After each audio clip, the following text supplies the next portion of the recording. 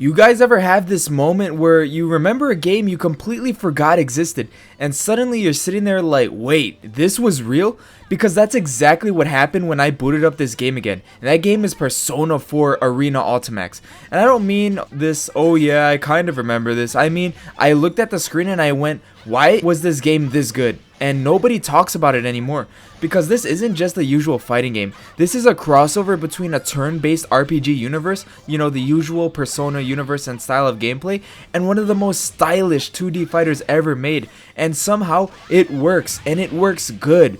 But if you guys don't know me by now, I'm Mr. Frosty Flames, but you can call me Mike. We do anything gaming, news, reviews, playthroughs, analysis, etc.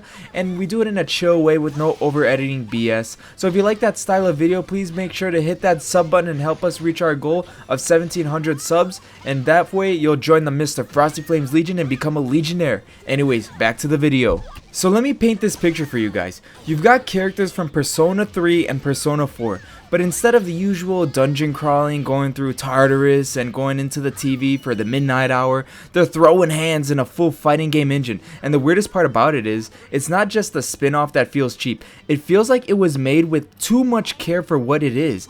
Like someone at Atlas said, yeah, let's make this fighting game actually good, just for no reason, but actually good. Something meant to be a spin-off overlooked was really good, and I swear that decision alone created something dangerous, because I started playing it again and immediately thought, why does this feel smoother than some modern fighting games? And this is the fighting game system. Here's where things get interesting, because at first glance you think this is just anime chaos, but under the surface there's actual real structure to it. There's a real neutral game, real spacing, real combo routing.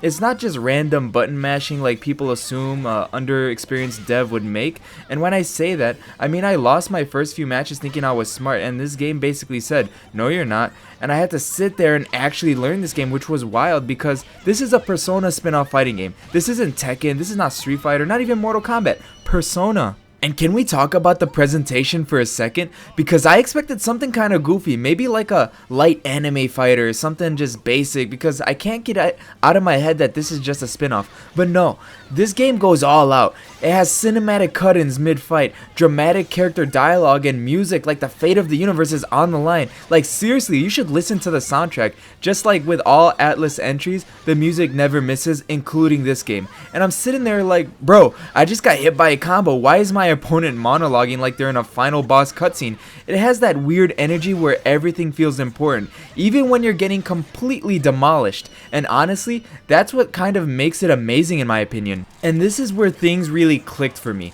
because while I was playing, I realized something weird. A lot of modern fighting games still struggle with identity, but this game, it already knew exactly what it wanted to be. It had style, it had a lot of clarity, character identity, fast but readable gameplay.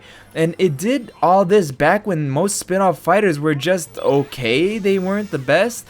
It feels like a game that understood you don't need realism, you really need personality in these fighting games. And that's something a lot of modern games still miss. And we want to talk about personality, we're talking about the characters, because every character feels like they were built with intention. Not just, you know, here's a moveset and then go play with it, but this is how this person fights based off of who they are. If you guys played Persona before, they're really big on, you know, party members. It's a JRPG, you know, you learn your party members, you have your companions, and yada yada yada. So they all have their own personality, and their movesets mimic that, and that matters more than people think, because when you play someone like Yu Narakami or Mitsuru, you don't just feel like you're using a character, you feel like you're learning their personality through gameplay. And that connection, a lot of fighting games don't even attempt it anymore. It's like they just have a character and then they have a moveset and they're just like separate, or they don't even like align or something like that. But it's crazy that this game got it right so long ago. And now we get to the sad part.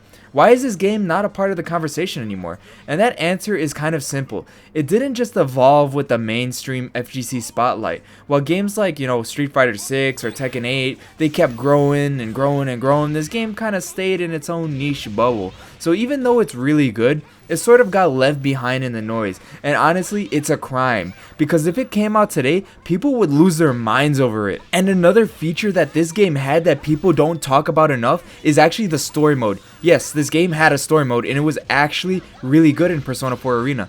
Now, I'm not going to spoil anything, don't worry, just in case you want to go back and play it or you don't know it. But what I say is this: it doesn't feel like a bonus mode how other fighting games treat story modes. It feels like an actual continuation of the universe, and that's kind of rare for fighting games nowadays. It seems like Mortal Kombat was the only one at the time trying to do something like that. Because right now, most fighting game story modes are very generic. They're either like, here's why the characters are fighting, or here's a quick tournament, go have fun. But this one, it actually respects the world and the universe that it's in. It takes its time, it builds tension, and most importantly, it makes you care about what's going on even if you're not that deep in the Persona lore. And that's impressive, because usually fighting game stories are just an excuse to punch people. This one actually feels like it matters. And if you're gonna go back and play the story mode, I do recommend playing Persona 3 and Persona 4. Now, that isn't a small feat because they're both, 60 to 100 hour games depending on what you do in the game, if you take your time, etc, etc. It's a big time commitment. However, at least if you want to play the story mode, watch a video, breaking down the lore, breaking down what happened, because it is a sequel to Persona 4. And I was going a little crazy while replaying it because I kept thinking, why hasn't this game came back? Think about it. The fighting system is solid, the identity is unique, the Persona universe is still massive and growing with all the different personas and the different characters. It's a lot. And now that we've got Persona 5 Royal and eventually whatever comes next in the series, not including the Persona 4 revival. So imagine this for a second. What if we had a new Persona Arena fighter, but instead of just Persona 3 and 4, you bring in maybe Persona 5 characters and that extended roster of the Phantom Thieves, future Persona 6 characters, updated visuals, you have a modern rollback netcode, and refined mechanics. This game would not be small, let me tell you that. It would be a legitimate FGC moment. Like, people would actually stop and pay attention, because fighting games today are in a weird spot. Some are super competitive, some are super complex, and some are trying to be, esports first and competitive to the max. But right now, there's a gap for something like this. A stylish anime fighter that is also accessible, expressive, story driven, but still deep enough for competition. And honestly, a modern Persona fighter could still fit that gap perfectly, because the identity is already there. You don't have to invent it, it already exists. But let's be real for a second. If they did announce a Persona 6 fighting game tomorrow, even before Persona 6 came out, the FGC would have like a 5-minute moment of, oh my god, this is amazing.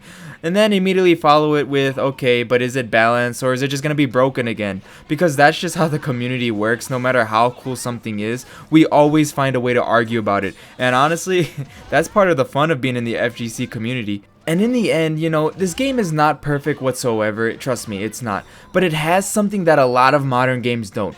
It feels like it was made by people who actually cared about making something fun and expressive first, and not just competition in mind.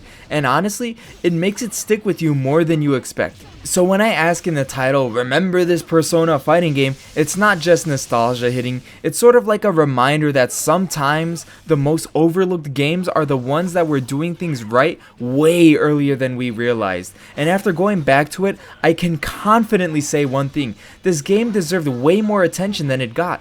And maybe now, it's finally time that people start remembering it. And I know sometimes they still go to different tournaments and they have a very niche community, but I just feel like it's too small for what it is. But that's just my take on Persona 4 Arena. What do you guys think? Do you remember this fighting game? When was the last time you played it? Did you ever play it? Let me know in the comments down below. If you like this video, make sure you like, share, and subscribe to join the Mr. Frosty Flames Legion. I appreciate all your support and I appreciate all your comments. I read them all, trust me. Thank you so much for watching. Mr. Frosty Flames out. Ciao.